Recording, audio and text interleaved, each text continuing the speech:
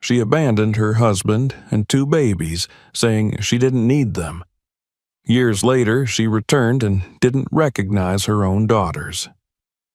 Subscribe to the channel and right where you're watching this video from.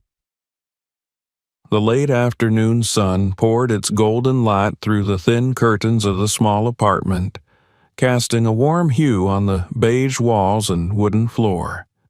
In the modest living room, the soft cooing of 2 infant girls echoed gently, blending with the rhythm of the ceiling fan. Daniel sat cross-legged on the floor, 1 baby in each arm, gently rocking them to sleep. Their tiny hands rested against his chest, and their breaths were warm and rhythmic. He hummed a lullaby, one his own mother used to sing to him, his voice low and comforting. The smell of baby lotion, powdered formula, and laundry soap clung to the air like a soft blanket, giving the home a sense of quiet security. But in the kitchen, tension simmered. Emma, his wife, paced between the sink and the counter, her movements sharp and impatient.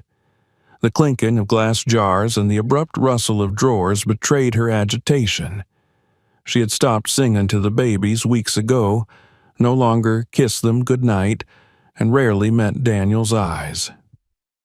Her silences grew louder with each passing day, her smiles more rare, and her presence more like a guest than a mother.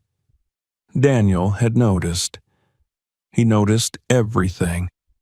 He noticed how she no longer laughed at his jokes, how she winced at the chipped mugs they drank from, how she scrolled endlessly through her phone, pausing longer on pictures of exotic vacations and luxury living. He noticed, too, how she now wore makeup even to the grocery store, as though preparing to be seen by someone else. Still, he held on to hope. Maybe it was just a phase, he told himself. Maybe once he found a better job, things would return to how they used to be. He hadn't always been jobless. A year ago, Daniel worked in logistics for a reputable firm, steady and reliable, with health insurance and a decent paycheck. Emma had been proud of him then, boasting to her friends about how responsible her husband was. But then, the downsizing happened. Daniel was let go along with a dozen others, and suddenly their savings evaporated into rent and diapers. The job market was merciless. Rejections piled up, and while Daniel searched for work and juggled childcare, Emma seemed to unravel. That evening, she stood in the doorway of the bedroom, her suitcase open on the bed like a gaping mouth ready to swallow her past. The babies had just fallen asleep, their tiny chests rising and falling beneath their matching pink blankets. Daniel watched her from the hallway, confusion knitting his brow. "Are you going somewhere?" he asked, his voice uncertain but calm. Emma didn't look up. She folded a blouse crisply and dropped it into the suitcase. Then a pair of jeans, a scarf.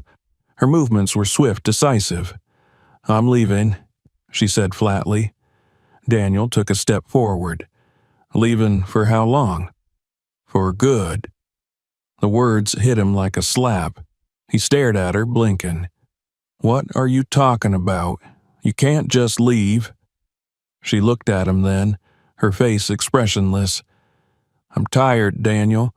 I didn't sign up for this kind of life. I didn't marry you to live like this, counting coins, rationing formula, living in a box." Daniel's mouth opened slightly, but no words came. The weight of her statement hung in the air, heavy and choking. "The girls.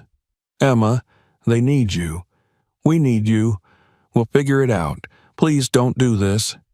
She scoffed, zipping her bag shut. "They're not my concern anymore." "You don't mean that." "I do," she said coldly, brushing past him. "I'm done. Don't call me. Don't come after me. Do whatever you want with them." Daniel's voice cracked. "Please, stay for them, if not for me." Emma turned, her eyes blazing. "No. Since you can't give me the life I want, I'm out. And honestly, I don't care if they live or die." And then she was gone. The door slammed behind her with finality. Daniel stood there, the silence around him deafening. His legs gave out beneath him and he sank to the floor, his back pressed against the wall. He stared at the closed door, hoping, somehow, that it would open again, that she would come back, laughing, saying it was a joke. But it remained shut. The girls stirred in their sleep, as if sensing something had changed. One of them let out a small cry, followed by the other. Their soft wails built into frantic sobbing.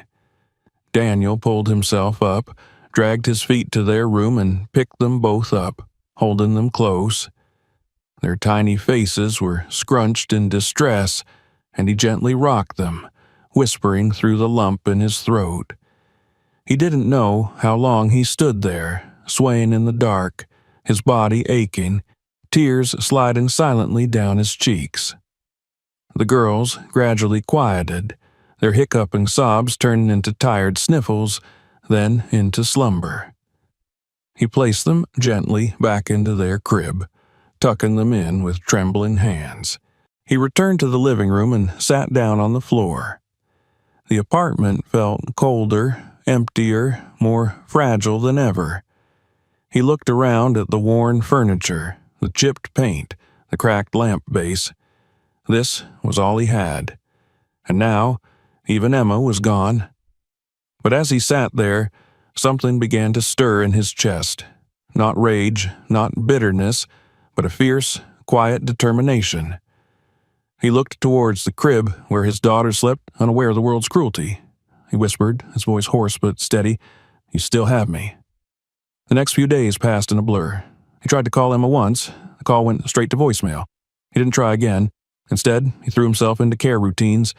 Feedings, diaper changes, baths, laundry, bottles, rockin', more diapers. Sleep came in fragments. Meals were skipped and his body ached from carrying 2 infants all day. The fridge began to empty. The money in the old cookie jar on top of the fridge dwindled to coins. The bills on the table formed an untouchable stack. Daniel had no choice. He needed work. Any work. On the morning of the 5th day after Emma left, Daniel woke to the sound of both girls crying. He had no formula left, no diapers, and nothing in the fridge except for a slice of bread. His hands trembled as he held them. Hunger scratched at his own belly, but he focused on them. Always them. He dressed quickly, strapping the girls into a double harness he'd rigged together from 2 baby carriers. One rested against his chest, the other against his back. With every step, he whispered prayers under his breath. He walked to the marketplace at the edge of the neighborhood. It bustled with activity. People selling, shouting, moving goods. Daniel approached a stall and asked the vendor, a broad-shouldered man with a rough beard, if he needed help. The man shrugged and handed him a wheelbarrow. Daniel began pushing heavy sacks of rice, crates of plantains, and boxes of bottled water. The sun beat down relentlessly. Sweat drenched his shirt, but he didn't stop.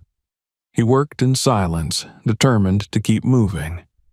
Some people gave him strange looks, black man with babies, sweating, toiling like a mule.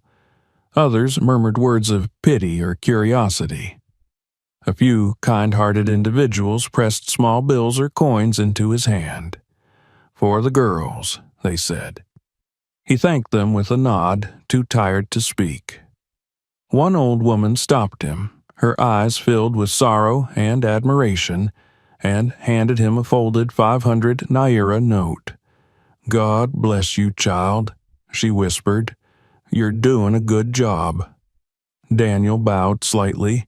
That night, after hours of back-breaking work, he had enough money to buy powdered milk and a few baby essentials. He stopped by a pharmacy, explained his situation, and the pharmacist, an elderly man with kind eyes, helped him make the best use of his modest funds. Back home, as he prepared bottles of warm milk, he glanced over at his daughters, now fast asleep. Their tiny chests rose and fell peacefully. For a moment, the exhaustion faded. He kissed each of them on the forehead.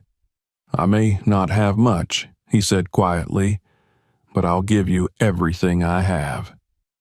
That night, Daniel lay on the floor beside their crib, the blankets barely covering his legs, his eyes heavy, but in his heart a new fire had begun to burn.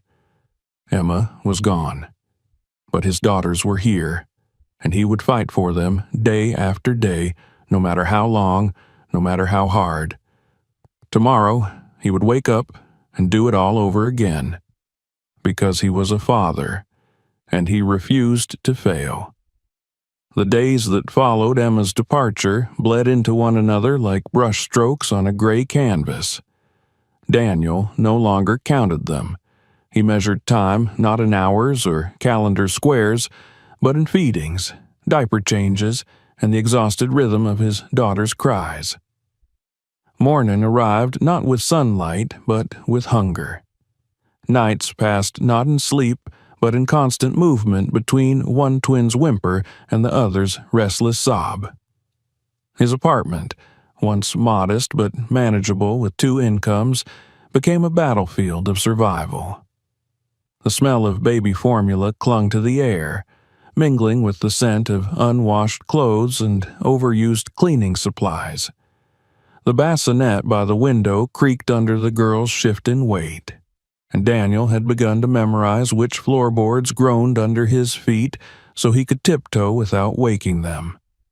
His body ached constantly. Shoulders strained from carrying the twins, legs sore from hours of walking, hands cracked from exposure to sun, soap, and cement. His skin, once warm brown, now looked sallow under the poor Latin. Yet he never paused, never let himself sink beneath the weight. Each morning, before the market fully stirred, Daniel rose from the floor, his makeshift bed beside the crib, and began the day with ritualistic discipline. He bathed the girls using warm water heated in a dented kettle, cleaned their bottles, mixed formula in precise measurements, and folded the same 3 sets of baby clothes they rotated between. With no child care, no relatives nearby, and no neighbor able to watch over the twins for long, Daniel fashioned a way to carry them with him as he worked. An old bedsheet became an improvised sling when the second baby carrier tore. He practiced balancing them, one against his chest, the other on his back, until he could move almost freely. At the market, he became a familiar sight. The lean man with sharp eyes, dark circles under them, pushing a wheelbarrow with 2 babies strapped to his frame. Some vendors respected him, others tolerated him, and a few scoffed behind his back. Children stared at him with curiosity, and women with pity or admiration, depending on the moment. He took every job offered, carrying sacks of rice, crates of tomatoes, cement blocks. Once, a woman asked him to deliver a 25-liter drum of palm oil 4 blocks uphill. He accepted without complaint, though his knees nearly buckled halfway. The twins cried often, startled by noise, heat, or sheer discomfort, but Daniel had developed a rhythm, humming lullabies through clenched teeth, bouncing slightly with each step to soothe them. Money was tight. Some days he earned enough to buy formula, diapers, and a bit of bread for himself. Other days he had to choose, diapers or milk, light bulb or soap. He always chose the girls. He rationed his own food, skipping meals, drinking warm tap water to fill the hunger. On good days he treated himself to a boiled egg from a roadside vendor. When rain came, it brought misery. The market turned to mud, stalls shuttered, and work vanished. Daniel would stand beneath an awning, shielding the babies from the downpour with his jacket, praying for even a single task that would buy them one more day. More than once he returned home drenched, the babies shivering, his lips purple from cold. Yet, through it all, he kept going. His body endured because his heart refused to break. He told himself each night as he stared at the ceiling from the floor, "Tomorrow is another day. They need me." In the quiet moments between tasks, when the twins napped on his chest or back, Daniel found comfort in watching them breathe. Their innocence calmed him. Their tiny fingers grasping his shirt felt like anchors holding him steady in a sea of exhaustion. They smiled now, more often, made soft gurgling sounds that felt like conversation.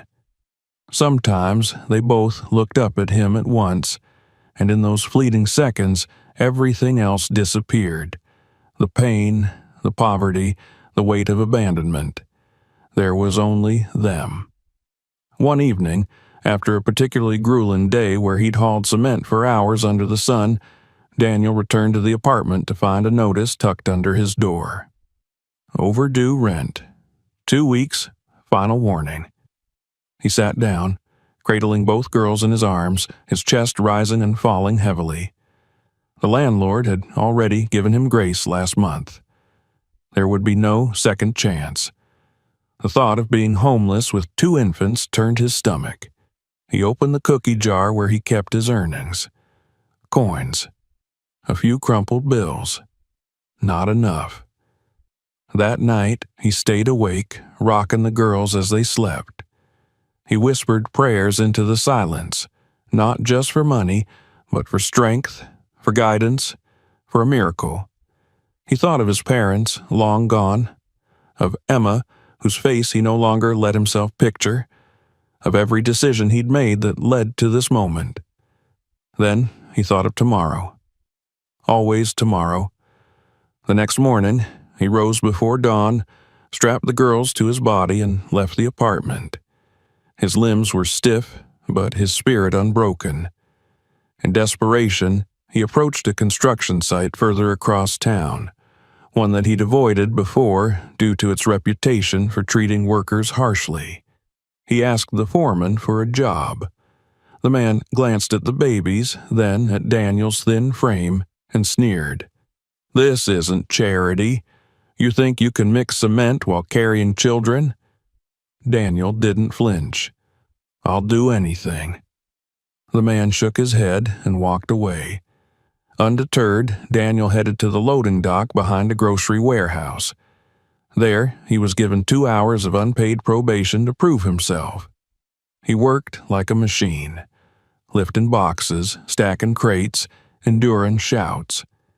At the end of the shift, the supervisor handed him a modest sum and said he could return the next day. It wasn't much, but it was something. That week, Daniel worked 4 jobs in rotation: market laborer, night cleaner at a fast food joint, temporary loader, and early morning street sweeper. He slept no more than 2 hours at a time. When he wasn't working, he was caring for the girls. Their growth was slow but steady. They started giggling when tickled, reached for his fingers, clung to his shirt like it was a lifeline. One afternoon, as he returned from the market, a familiar voice called his name. It was Mrs. Grace, the elderly neighbor who had occasionally offered warm meals in the past. "I've been watching you," she said gently. "Let me help." Daniel blinked. "How?"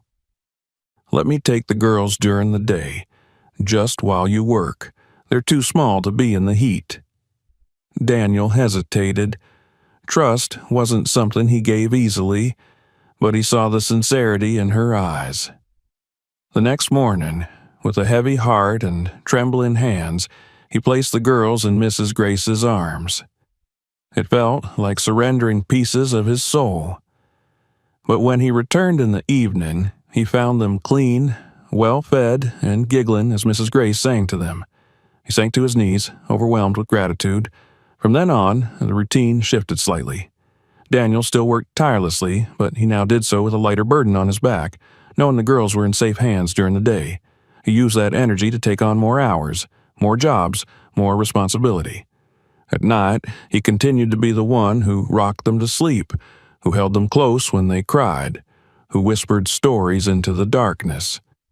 Through poverty, exhaustion, and loneliness, Daniel forged something greater than survival. He built a sanctuary for his daughters, not with bricks, but with love.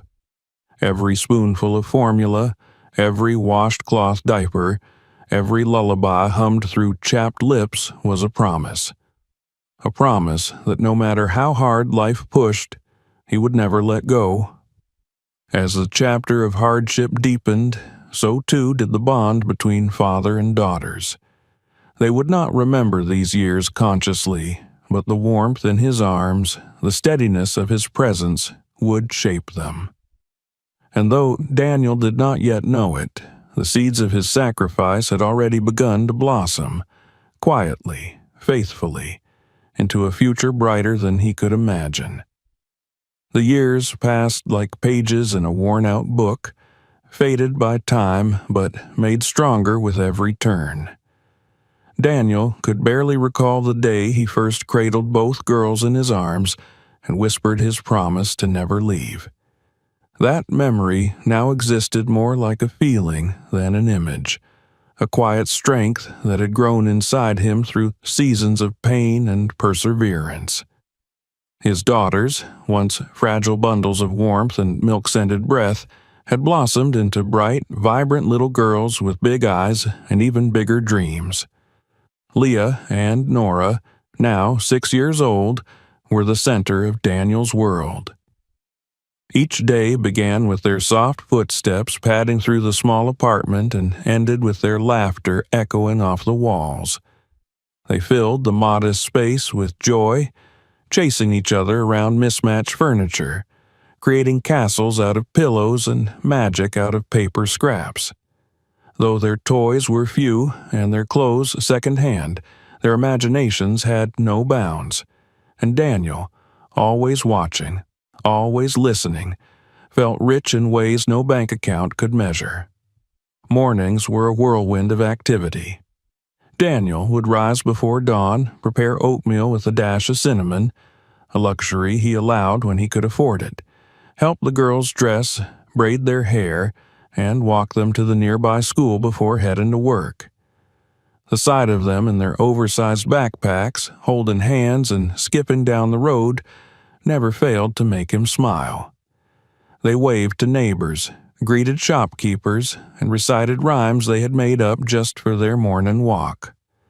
Their school was modest, a low brick building with peeling paint and windows that rarely opened fully, but it was filled with dedicated teachers who noticed the spark in the twins almost immediately.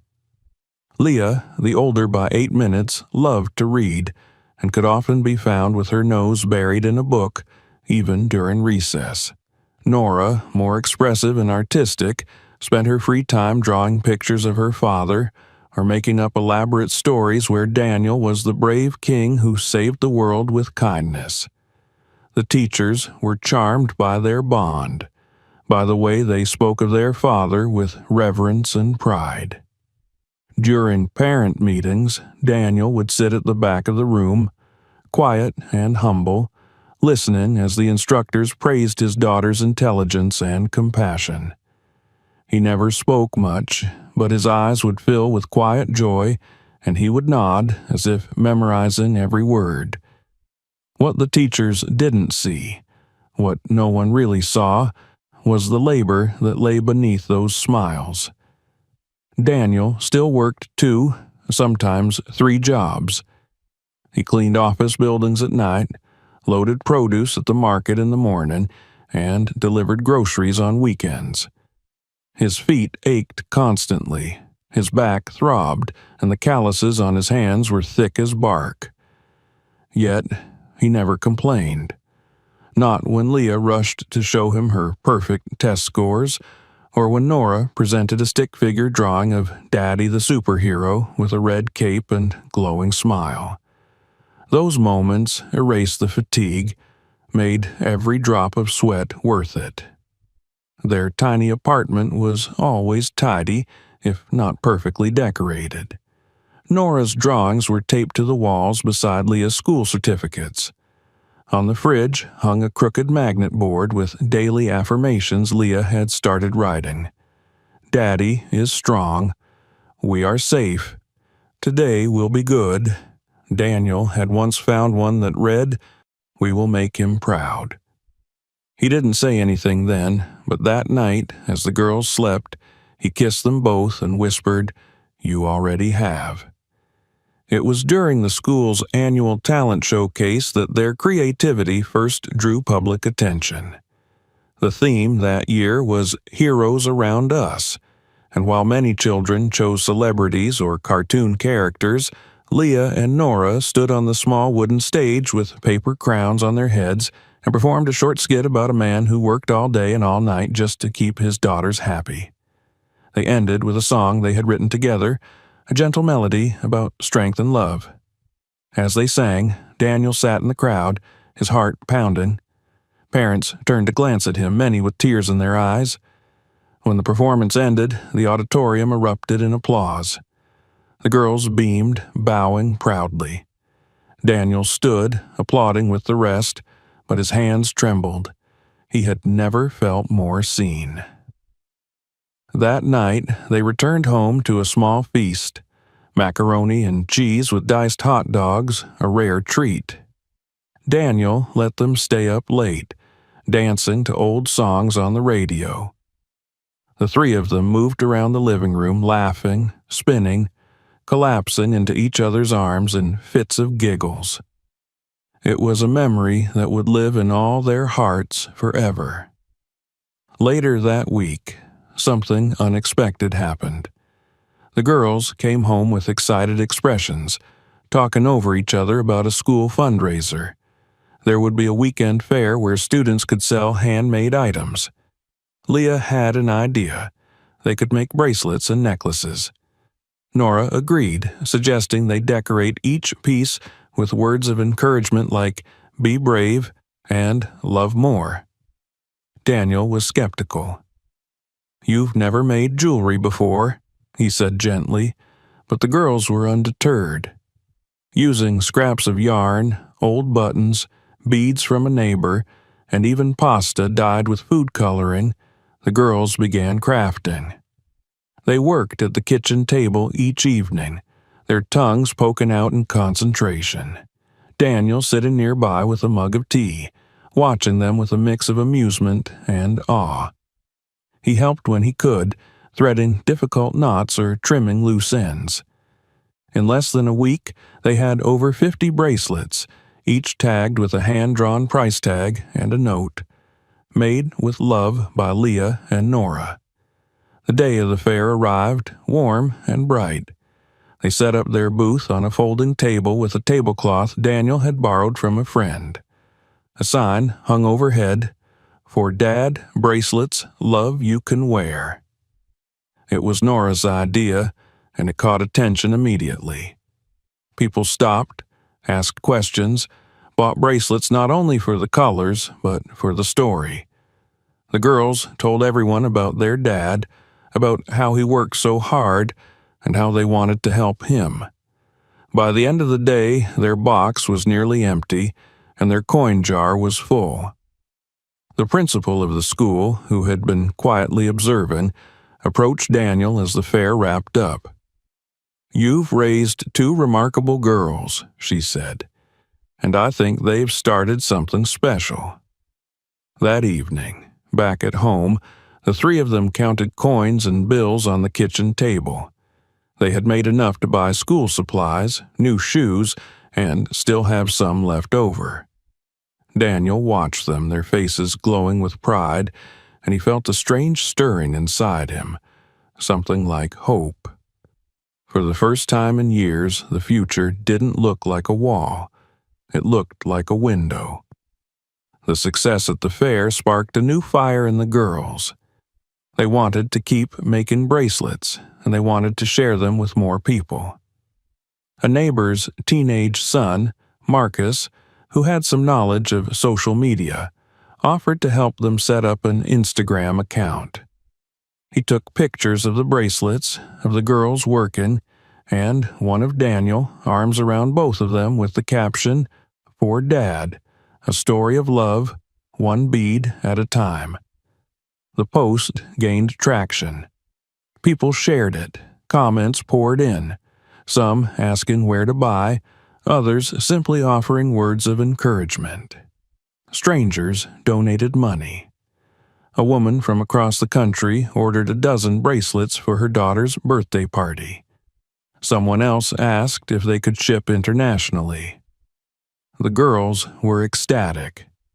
They spent weekends making bracelets, packaging them with care, and Daniel helped label envelopes.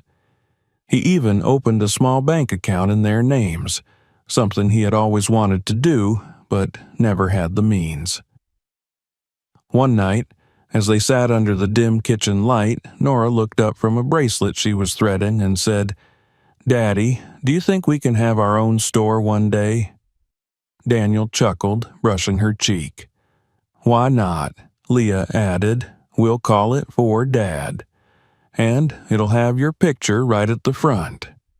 Daniel laughed softly, shaking his head. "I don't need a picture in a store." "Yes, you do," they said in unison.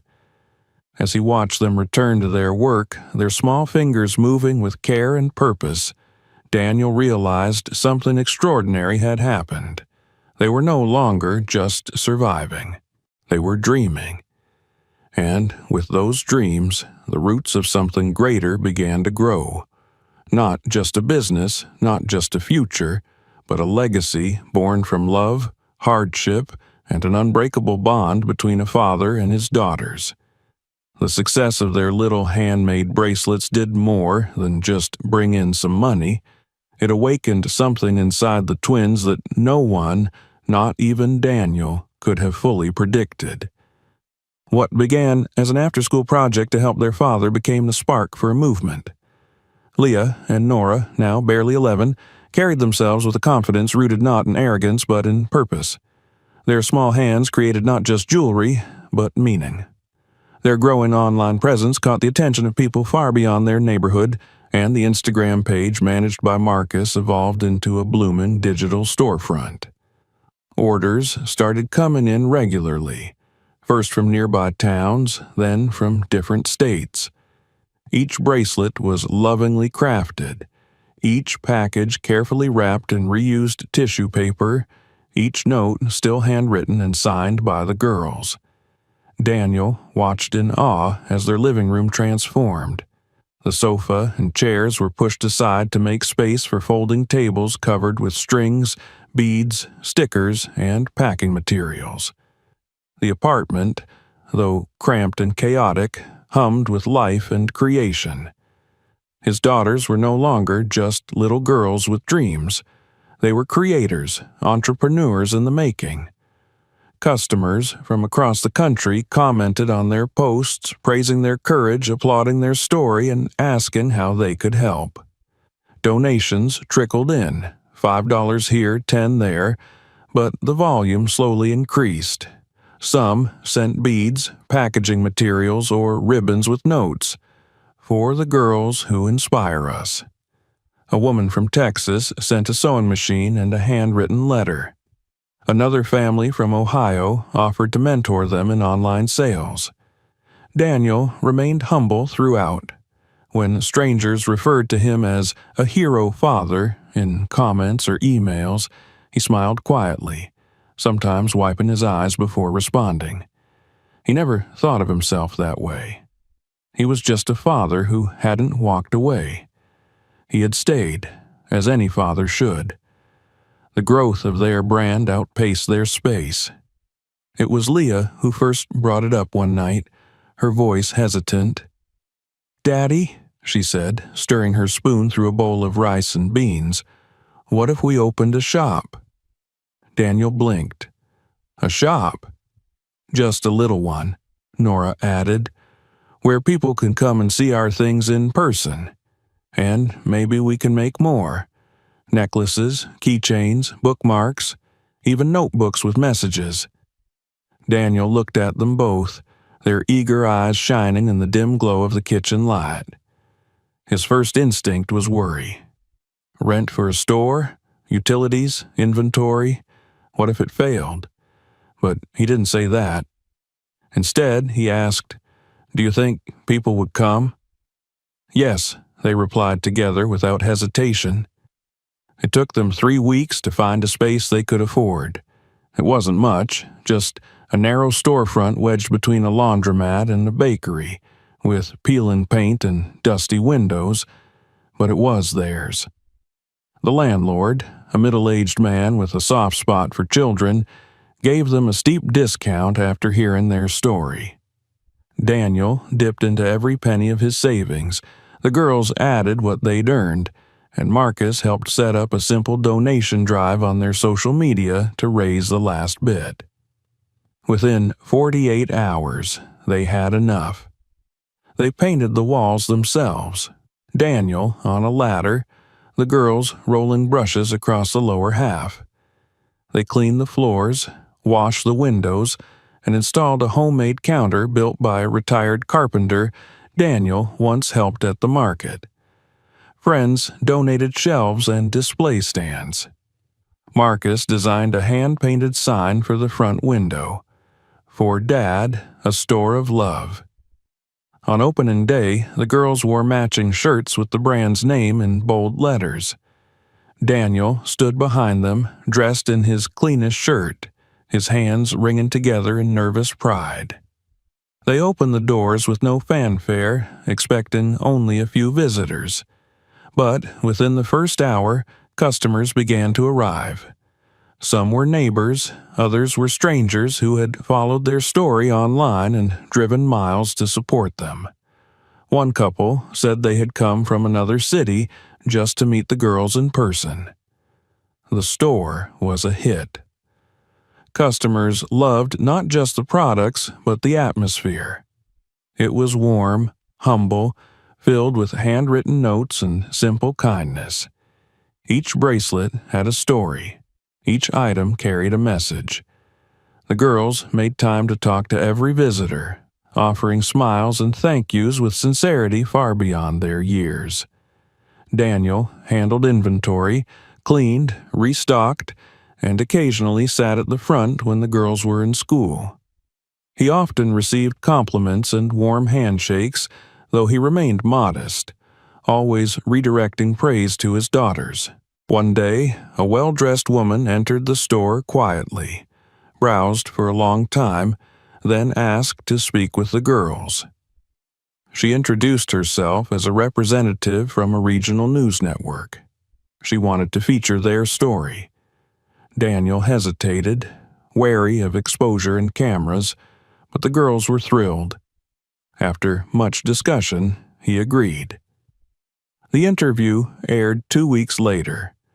It featured footage of the girls crafting jewelry, clips from their school performance, and a heartfelt segment where Daniel spoke briefly about raising them alone. He said, "I didn't do anything extraordinary. I just stayed, and I loved them with everything I had." The story went viral. Overnight, their follower count skyrocketed. Major outlets reached out. Orders exploded. A crowdfunding campaign Marcus helped create surpassed its goal in less than a day. Companies offered partnerships. One online retail platform offered to sponsor their shipping costs for a year.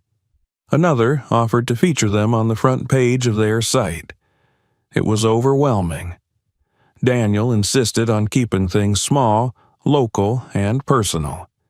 He didn't want to lose the soul of what they'd built, but he also understood that this growth could mean security for the girls' future. After many conversations, they expanded slowly and carefully. They hired 2 local assistants trained by Leah and Nora and moved to a slightly bigger space on the same block. All of this might have made some children arrogant, but the twins remained grounded. They remembered every hard night, every skipped meal, every step their father had taken carrying them through the streets. And Daniel made sure they never forgot their roots. One evening, as they sat on the back porch of their small but now tidy home, Daniel watched the girls counting receipts and tracking orders on a tablet.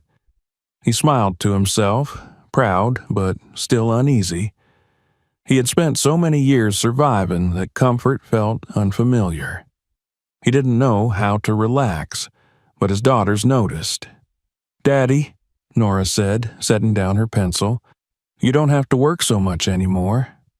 Leah nodded. "We're okay now. You can rest." He chuckled, shaking his head. "I don't know how." "You can learn," Nora said, climbing into his lap. They sat in silence, the air filled with the distant hum of city life, the smell of evening cooking from neighbors' windows, and the golden hue of a sunset that promised peace. Daniel felt something shift inside, a gentle easing of the tightness he had carried for so long. He was learning, slowly, to breathe again. Later that month, the girls approached him with another idea.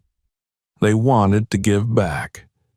Not just in the form of donations or good customer service, but something real, something lasting. They wanted to start a project that would help other single parents, especially fathers, who were struggling as Daniel once had. They called it the Daniel Project. The aim was simple: to provide starter kits for parents in need. Each kit would include essentials: diapers, formula, hygiene supplies, and handwritten letters of encouragement. They partnered with a local shelter, then with a community center. Volunteers signed up to help. Schools organized donation drives. Their small store had become a movement. Daniel watched all of it unfold with quiet awe. He remained in the background, always helping, always present, but never seeking attention. To him, the real victory wasn't the success or the money. It was the strength and compassion his daughters carried into the world. He had given them love, and they had turned it into something greater than he ever imagined. One morning, a letter arrived. It was from a university. Both girls had applied early for a junior entrepreneur program hosted during the summer. They had been accepted, with scholarships. Daniel read the letters aloud, his voice trembling. The girls screamed, jumped, hugged each other, and then hugged him. They were growing, reaching, building futures far beyond the limits he had once feared. But through it all, they remained his girls, kind, loyal, and full of fire. And as they celebrated with a homemade cake and warm milk, Daniel sat back, watching them with a full heart. He had once walked the streets with them strapped to his body, unsure of what tomorrow would bring. Now they stood before him as young women changing the world. The rise of 4Dad was not just a business. It was a legacy, built on sacrifice, held together by love, and powered by the unbreakable bond between a father and his daughters. The warmth of spring had settled gently over the city, and with it came the sweet breath of jasmine from the neighborhood gardens. Business at the 4Dad store had never been better. It had grown into more than just a boutique. It was a sanctuary, a place where strangers came to feel seen, to feel something that had become increasingly rare in the world: honesty. Daniel arrived each morning just after sunrise, sweeping the front walk and opening the shutters. Leah and Nora handled the inventory and design, while 2 part-time assistants managed the till and customers. The once humble apartment above the store had been renovated into a brighter, cleaner home with fresh paint, new curtains, and furniture that didn't wobble or squeak. For the first time in years, Daniel had his own bed and a room with a door. He still rose early, still prepared breakfast for his daughters, but life now moved with steadiness, not urgency. One humid afternoon, with storm clouds brooding in the distance, a woman entered the store quietly. She wore worn sneakers, a faded dress, and carried a small satchel over her shoulder. Her eyes, ringed with exhaustion, darted around the store like a child looking for something lost. She walked past the display tables slowly, tracing her fingers along the wooden edge, absorbing the wall of photos and notes left by grateful customers. At the counter, one of the assistants smiled and asked how she could help. The woman hesitated before speaking. "I'm looking for work," she said, her voice roughened by years of disuse or disappointment. "I can clean, wash dishes, sweep floors, anything." The assistant nodded and asked her to wait, then stepped into the back office to call Leah and Nora, who were sorting supplies for an upcoming community event. Within minutes, the sisters emerged and greeted the woman with warmth and professionalism that had become second nature. Nora led her to a small table and offered her water. Leah asked polite, thoughtful questions about her skills and experience. The woman responded nervously, occasionally avoiding eye contact. There was something familiar about her, though neither of the girls could place it. Perhaps it was her cheekbones, or the way she wrung her hands when nervous, something that hovered just out of reach in their memories. Though there were no open positions, Leah offered her a chance to wash dishes during busy shifts. The woman's shoulders sagged with relief. She accepted gratefully, tears threatening to rise, but she blinked them away. "Thank you," she whispered. They didn't know her name was Emma, not yet. The days that followed moved swiftly. Emma, now reduced to silence and labor, arrived early and left late. She worked diligently, scrubbing counters and polishing glass until her fingers cracked. She never complained, never asked questions. She didn't speak of her past, nor did she pry into anyone else's. She simply existed, a quiet ghost in the background of the bright and bustling store. Daniel didn't notice her at first. He rarely went into the back where she worked, and when he did, she quickly turned away or disappeared behind a stack of supplies. But one day, weeks after she had started, he walked into the back room looking for a missing box of shipping labels. She stood there alone, wiping down a table. Her back was turned, but when she turned to face him, their eyes locked. Daniel froze. The air between them thickened with recognition and 100 unsaid words. Emma's mouth opened, but no sound came. She dropped the rag in her hand. Daniel stepped back slowly, as if unsure whether the vision before him was real or some cruel trick of memory. He didn't speak, didn't accuse. He turned and walked out. Later that night, he sat his daughters down in the kitchen where they had eaten beans and rice, where they had once counted bracelet money by candlelight, where their laughter had healed the hollow ache she had left behind. "There's something I need to tell you," he began, his voice low and deliberate. "You have a new dishwasher. You've been kind to her. You offered her work when she needed it." He paused, the silence stretching like a bridge over deep water. "That woman is your mother." The air in the room stilled. The hum of the refrigerator became deafening. Nora's lips parted in disbelief. Leah stared at the table, her fingers curling tightly around her glass. "But how?" Nora asked, her voice barely above a whisper. Daniel nodded slowly. "I burned every photo after she left. I didn't want the memories. I didn't want you growing up wondering why she chose to leave. So, you've never seen her face."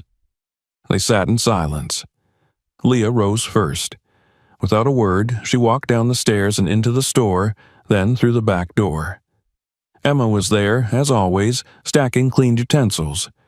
She turned when she saw Leah. Her lips trembled. I'm so sorry." Leah didn't hesitate. She reached for the register, grabbed a stack of bills, and thrust them into Emma's hand. "Take this. It's more than what you've worked for. Leave, now." Emma's eyes flooded, but she didn't move. "I don't know you," Leah said, her voice shaking with restrained fury. You are not my mother. My mother is Mama Grace, the woman who held me when I cried, the woman who fed me when we were hungry, the woman who stayed." Emma reached out with trembling fingers, but Leah stepped back. "Go!" Nora appeared behind her sister, tears streaming silently down her cheeks. She placed a gentle hand on Leah's shoulder. "Please, don't send her away. Not like this." Leah's expression wavered. Her lips trembled. Her fury cracked, revealing a grief long buried. "She left us," she whispered. "She left us to suffer, to die. She walked away from her own babies." Her sobs burst forth, raw and unrelenting. Nora wrapped her arms around her sister, holding her as she wept. Emma stood in the doorway, unable to move, her face pale and hollow. "I'm sorry," Emma said again. "I was young, selfish. I thought I was choosing freedom, but I chose emptiness, and I've paid for it every day since." That night, after the store closed, Daniel sat with his daughters once more. They spoke in hushed tones, the pain still fresh, the wounds reopened. But by morning, the decision had been made. Emma would stay, for now, not as family, but as someone seeking redemption. The girls couldn't forget, but they could offer her the dignity of a second chance. They promoted her to a matron role. She now oversaw store operations and staff coordination. At first, she seemed changed. She was soft-spoken, respectful, diligent. Customers complimented her grace. Employees appreciated her experience. Daniel remained distant but courteous. The girls monitored her progress, silently hopeful, cautiously watchful. But slowly, things began to shift. Emma's voice regained its edge. Her instructions grew sharp. She snapped at new hires for minor errors. She criticized display setups with veiled sarcasm. The warmth in the store began to cool. Staff avoided her. Customers lingered less. The twins noticed the tension, but weren't sure where it came from until an assistant came to them in tears after being called incompetent by Emma in front of customers. They confronted her one evening after closing. "You're hurting the people who work here," Leah said, her voice calm but firm. Emma crossed her arms. "I'm your mother. You don't tell me what to do." Nora flinched. "You don't get to use that word like a weapon." Emma's expression darkened. "You praise that man like he's a saint. He just sits at home while you run yourselves into the ground, and all you give me is a paycheck." Daniel, who had been listening nearby, walked away in silence. Leah's tone hardened. "If you ever speak about our father like that again, we will have a serious problem." Emma scoffed. "You're just managing me. You don't love me." "We don't know you," Leah replied, her voice quiet but cold. "You had love, and you gave it away." The next morning, the girls informed Emma that her services were no longer needed. She exploded, screamed, accused, cursed, but she left. They didn't leave her to fall. A week later, they opened a small fabric shop for her across the street. It was stocked, staffed, and ready. She could manage it or not. They wouldn't interfere. Daniel sat in the kitchen that night, staring into his tea. "I wanted to believe people change," he said softly. "I wanted to believe she came back for the right reasons." Nora placed her hand over his. "She didn't," Leah replied, "but we did the right thing." In the weeks that followed, the store returned to its former self. The staff smiled again. Customers lingered. Laughter returned. For Dad flourished. Daniel watched from the sidelines, proud as ever, knowing the hardest battles were not fought in poverty, but in forgiveness. And his daughters had faced both. The air inside the store was warmer again, not because of temperature, but because of something deeper. Ease. The quiet unease that had begun to permeate for Dad during Emma's final weeks was gone. The staff greeted each other with sincere smiles, and customers lingered longer by the handmade displays, chatting with the girls and complimenting the familiar scent of lavender that now drifted freely through the shop. Daniel could sense the change. He didn't need to be told. He had always been attuned to subtle shifts in mood, in tone, in silence, and the silence no longer carried tension. It breathed peace. The fabric store Emma now managed stood just across the street. From time to time, Daniel would glance toward its wide window and catch sight of her moving slowly among bolts of cloth, speaking to a customer, restocking thread. There was no shouting, no visible bitterness, but there was no joy either. She remained an island, distant, functional, contained. The girls rarely mentioned her. When they did, it was with restraint. There had been no apology that could reverse the pain, no explanation that could fill the years of absence. And though Daniel often wondered whether it had been right to open that store for her, he never spoke those thoughts aloud. In the store, expansion had resumed. The brief disruption had delayed projects and unsettled their momentum, but once Emma was gone, everything moved quickly. Orders poured in again. Their community events flourished. The Daniel Project, their outreach program to single fathers, received its first official grant, allowing them to build more comprehensive starter kits and partner with social workers in multiple districts. Leah and Nora, now 17, split their time between running the growing business and studying for their final year of school. Their discipline was astonishing. They worked late into the night, managing spreadsheets and planning marketing campaigns, then rose early to revise for exams. Sometimes Daniel found them both asleep at the kitchen table, heads resting on textbooks, fingers still curled around pens. He would cover them with a blanket and turn off the lights. His role had changed too. He no longer carried boxes or ran deliveries. The staff did that now. Instead, Daniel became the soul of the store, greeting guests, sharing stories, thanking donors, and comforting the occasional visitor who came through the doors more for the warmth than the wares. He was no longer just a father. He was a symbol. People came just to meet him, to take photos, to shake his hand. He remained humble, always redirecting credit to the girls. But he was proud, in the quiet way that only men who had lost everything and built again could be proud.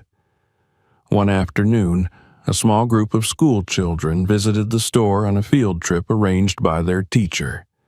Daniel guided them through the displays, explaining the history behind the brand, the meaning of each bracelet line, the impact of the Daniel Project. The children listened with wide eyes, asking curious questions. At the end of the visit, a little boy tugged on Daniel's sleeve and said, "When I grow up, I want to be a dad like you."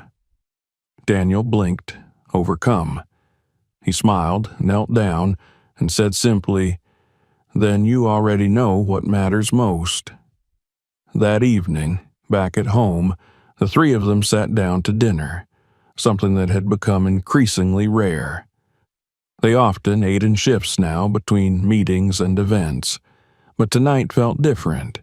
The table was set, the lights were dimmed, and the air was filled with the smell of roasted vegetables and freshly baked rolls. They had reason to celebrate. Leah had just received confirmation that their third store location, this time in a neighboring city, had been approved and would open within the month. Nora had finished drafting a proposal for their new mentorship initiative, aiming to pair successful entrepreneurs with teenagers from underserved areas. Everything was moving forward, faster than they dared to imagine. Yet, beneath the excitement, a quiet conversation waited. When the dishes were cleared and the tea was steeping, Leah set her cup down gently and looked at her father. "Daddy," she began, her voice steady but soft, "there's something we've been thinking about." Daniel looked between her and Nora, sensing the seriousness. "We've built this together," Nora said, "and we know how proud you are, but you're still alone," Leah finished. Daniel raised an eyebrow. "Alone? Girls, I'm surrounded by people. By you." "We know," Leah said, "but we also know what it's like to have someone by your side. You've given everything for us, and we don't want you to grow old without someone who loves you." Daniel smiled, amused, and moved at once. "You two sound like little matchmakers." Nora leaned forward. "We've met someone. Her name is Ruth. She works in one of our locations, manages the cafe space. She's kind, wise, and she speaks highly of you." Daniel blinked. "You've spoken to her about me?" Leah nodded. "She knows your story. Everyone does. But she never treated it like a myth. She sees you, and we think you might like her." He leaned back, thoughtful. It had been years since Daniel had even considered the idea of companionship. The last time he'd opened his heart, it had cost him nearly everything. But the girls weren't pushing. They were offering. "Take your time," Nora added gently. "There's no pressure. But we just want you to know you don't have to stay alone." For the next 2 days, Daniel carried their words with him. He moved through the shop, through meetings and quiet moments, with their voices in the back of his mind. He recalled Ruth, calm, graceful, always attentive to customers and kind to staff. He remembered her offering him coffee once, and how her smile lingered after she turned away. He began to notice more: how she laughed with her colleagues, how she spoke to children, how she walked slowly, as though nothing rushed her, and yet never wasted time. On the 3rd day, he visited her location under the pretense of checking inventory. She greeted him with the same calm smile, her eyes full of intelligence and light. They talked, nothing deep, nothing dramatic, but when he left, he felt lighter. A week later, they had dinner. It wasn't a date, not exactly, just 2 people talking over food, learning each other's rhythms. Ruth was a widow with 2 children of her own, teenagers, respectful and bright. She spoke openly, but never asked more than he was willing to give. And Daniel, for the first time in years, let someone into the quieter rooms of his heart. Months passed. The relationship unfolded like a gentle tide, no storms, no rush. Ruth met Leah and Nora. Her children visited the main store and helped volunteer at the Daniel Project.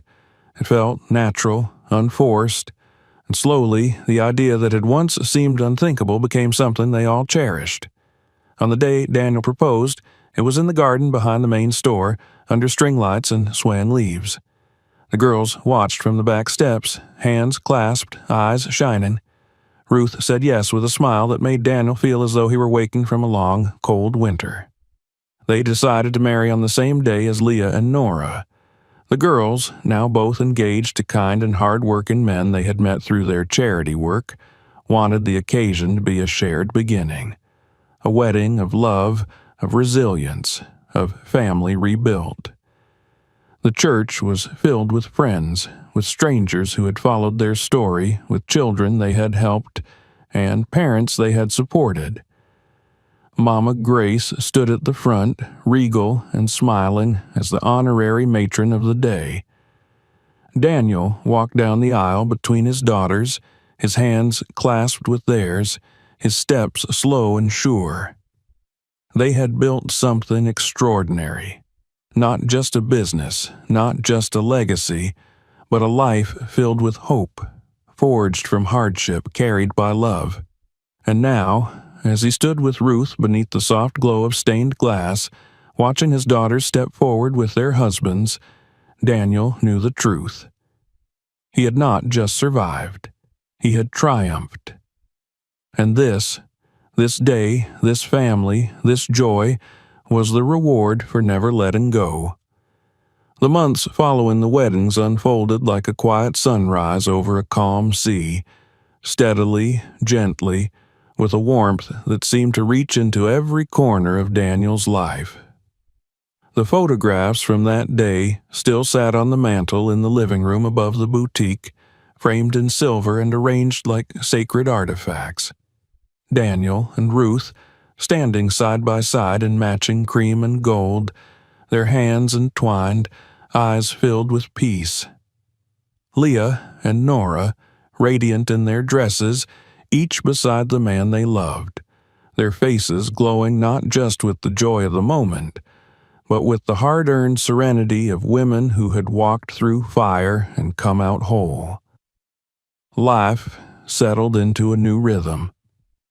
Daniel no longer rose before dawn to sweep the storefront or organize the shelves, though he often still did out of habit.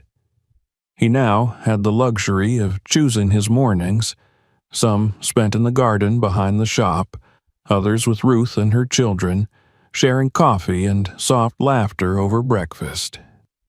There were days he simply sat in the sun on the back porch, a worn book open in his hands, though he rarely turned the pages.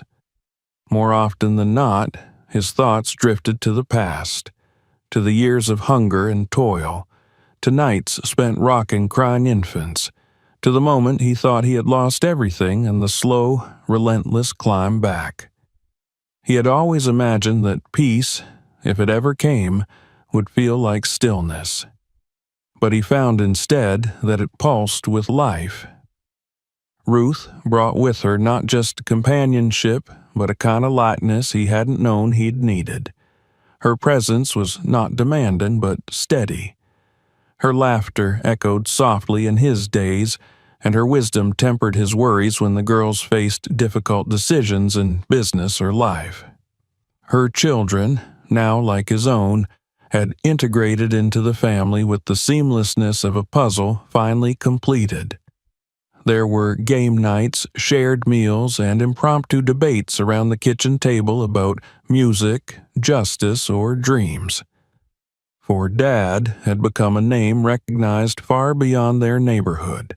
What had started as a table of bracelets now spanned 6 physical stores across 3 cities, with pop-up events, school programs, and a strong online presence managed by a growing team of dedicated staff.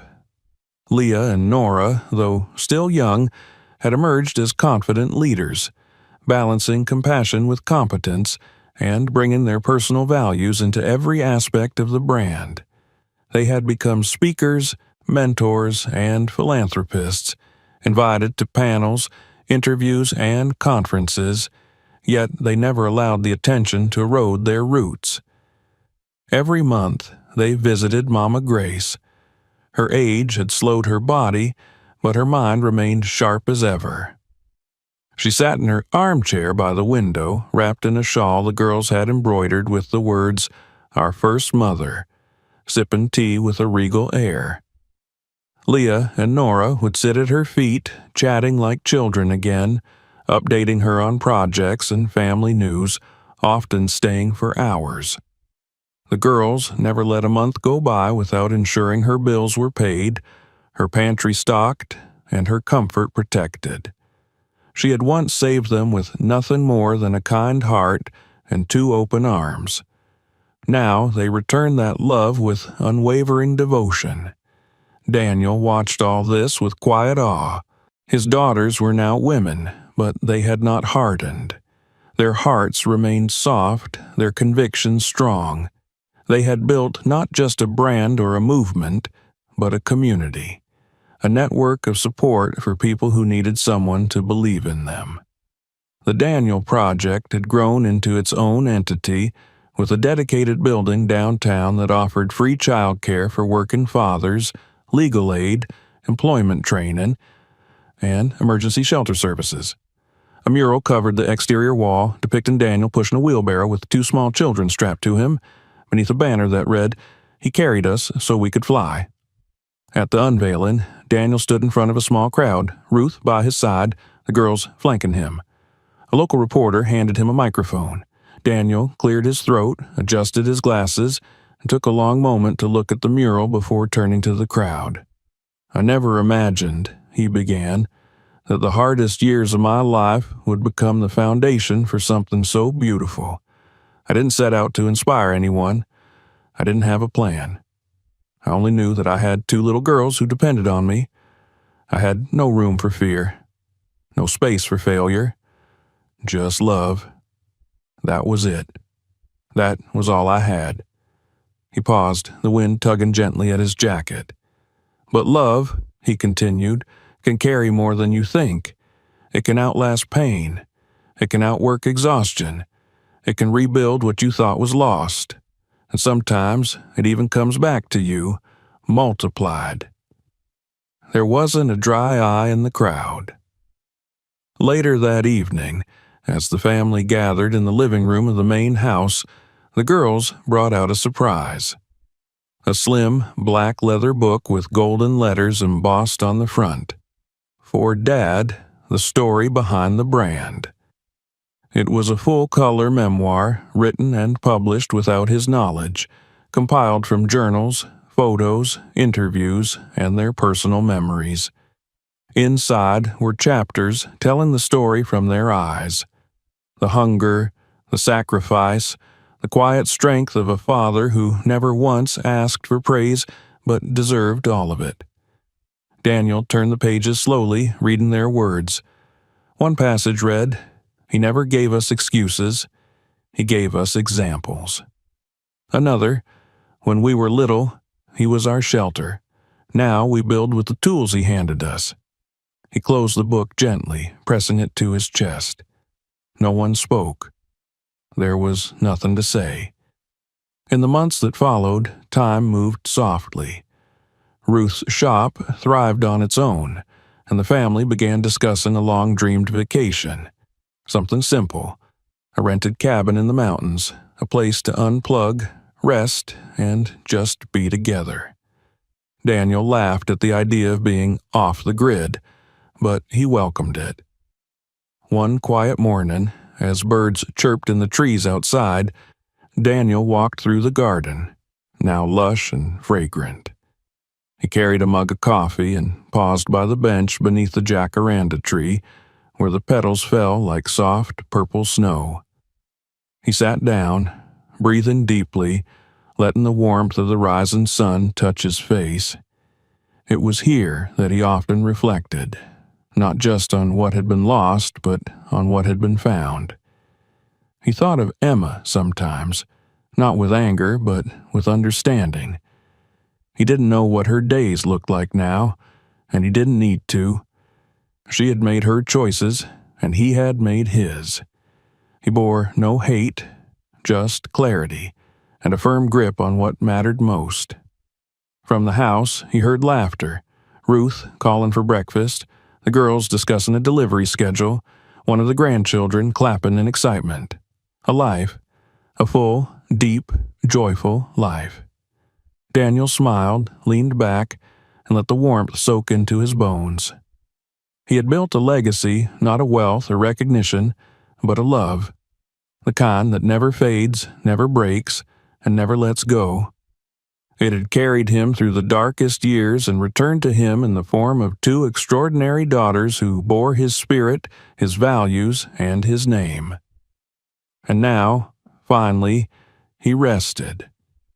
Not because he was tired, but because he had finished what he started. He had been their strength when the world offered none. He had stayed, and that had made all the difference. If this story moved you, don't forget to subscribe for more. Watch our next video to discover another powerful journey and share this one with someone who needs to hear it.